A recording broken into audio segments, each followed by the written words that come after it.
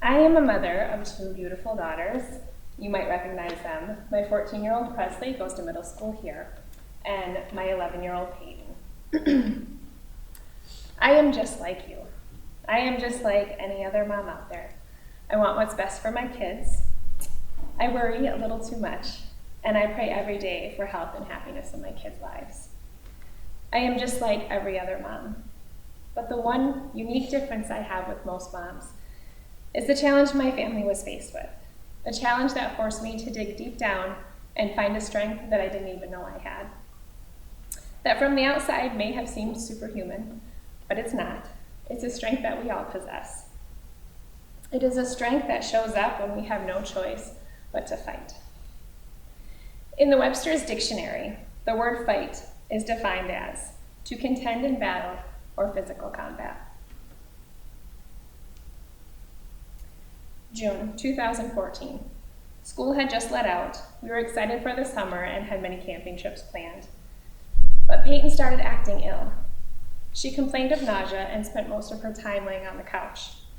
This was a child who loved running around outside, spent hours on end on her bike, loved exploring in the woods, and within a matter of days, I couldn't even get her to leave the house.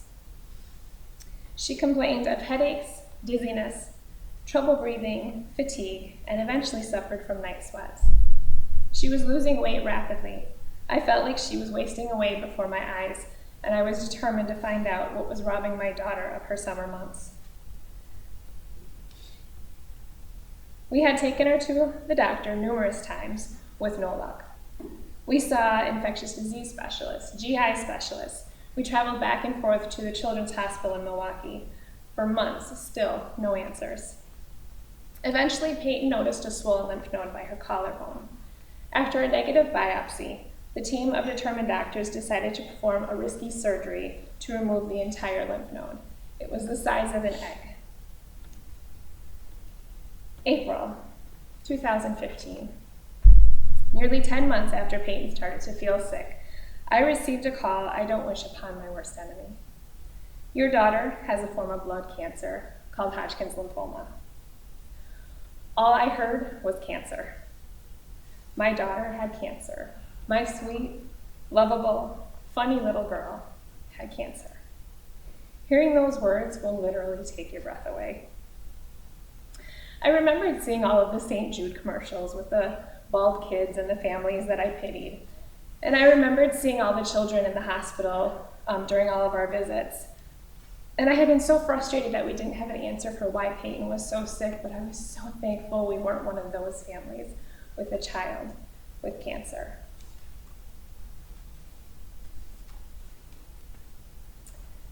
And suddenly, we were that family. The feeling is surreal. I was never really naive enough to think that we were immune to such a thing, but just like any other person, I couldn't fathom what it would be like to go through something like that. So I was just very comfortable with assuming it would never happen to us. It's a very numbing feeling, an odd feeling when it becomes your reality. It shakes you to your core, but you just make room for it. I remember the oncologist asking me that day on the phone if I had any questions. I had a million questions, but in that very moment, I couldn't think of a single one. I think I was afraid, really, just to hear the answers. But finally, I managed to ask what stage it was in. She told me it was in an advanced stage 2. She said she had no doubt Peyton was going to beat it, and I chose to believe her. And our journey started. A journey I learned very quickly: you never walk alone. The word fight is also defined as to campaign determinedly for or against something, especially to put right what one considers unfair and unjust. For the next 6 months, Peyton fought a very unfair fight. But she did it with a grace I hadn't seen until now.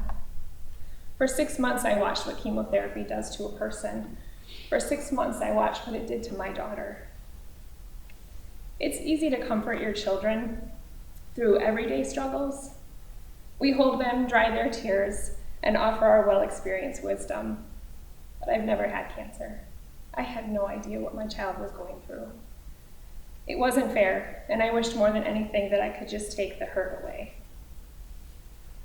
When Peyton was told that she would lose her hair, she crumpled in my lap and she cried. But the first time she had to clean the hair off of her pillow, she just shrugged and said, "It's okay." I was in awe of the strength Peyton portrayed. I could see that inner strength that I talked about in me was also present in her. Peyton had long, thick, beautiful hair, and I couldn't imagine how traumatic it must be at 11, being a little girl, to lose it all. But she took it in stride and got her hopes up that it might grow back curly. Always looking at the positive. That's all we could do, just stay positive. We started a Facebook page so people could follow along in Peyton's journey, and we started to rally our troops. We had the most wonderful support system through friends, family, and complete strangers from all over the world that were touched by Peyton's story. As hard as some of the days were, especially days she received chemo, not one of us had it in us to give up. The survival rate for Hodgkin's lymphoma is high, and I held on to that. I never lost hope.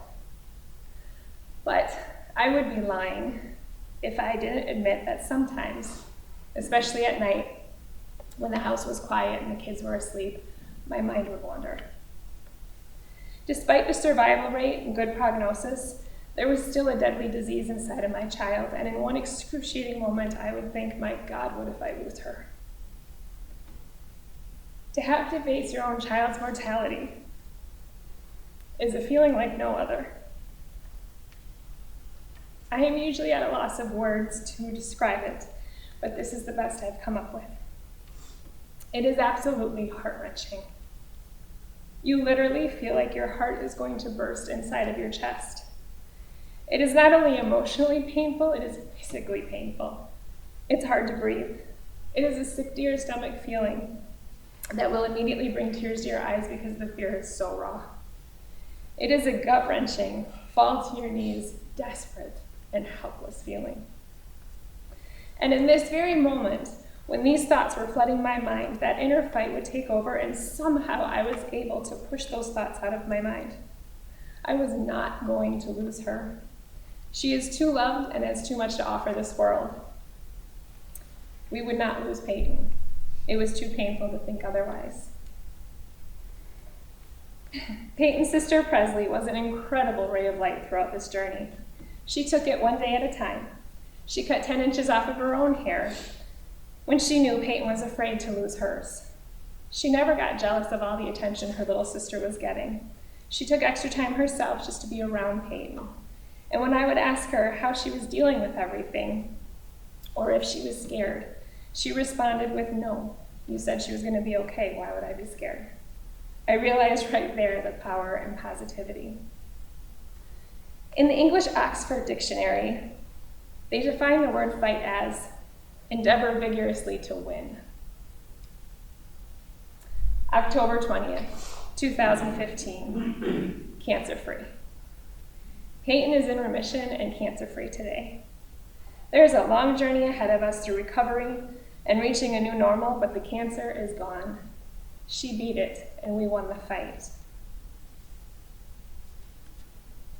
My favorite definition of the word fight, to gain by struggle. Cancer took so much away from us. It robbed my daughter of so many things the last couple of years. It forced her to face adult fears that no child should have to think about. It took away the innocence of just being a kid. It took away the normalcy of everyday life. Peyton is at a higher risk of developing other cancers throughout her life. She is at risk of having heart troubles in the future because of the very medicine that killed the lymphoma. She will have to have her heart and lungs monitored the rest of her life. Cancer took so much away from us. But through it all, we gained more than it could ever take. We gained strength. We gained a new perspective on life. We've met so many amazing people and have been given so many opportunities. We have learned to not sweat the small things and to hold our family a little closer. We are living our lives with more purpose. We are fighters. We are survivors. These talks today are entitled My Small Contribution to the World. I didn't do anything special. I am just a mom. But my favorite quote by Vashni Milan is, There is one thing, only one thing, more ruthless than cancer: mothers. I would like to think I can contribute to the world by sharing our story publicly. I hope to inspire. Everybody faces struggles and problems throughout their lives, but there is no struggle greater than the strength you already have. You will overcome. Sometimes the outcome is not what you wanted or prayed for. I've met parents that weren't as lucky as us. But somehow we have to trust that there is a reason for everything. It's okay to break down and stumble. Sometimes that's what you need to put your best foot forward and fight harder. No matter your struggle, find support. Don't judge. Fight hard and never give up. This life is so worth the fight. Thank you.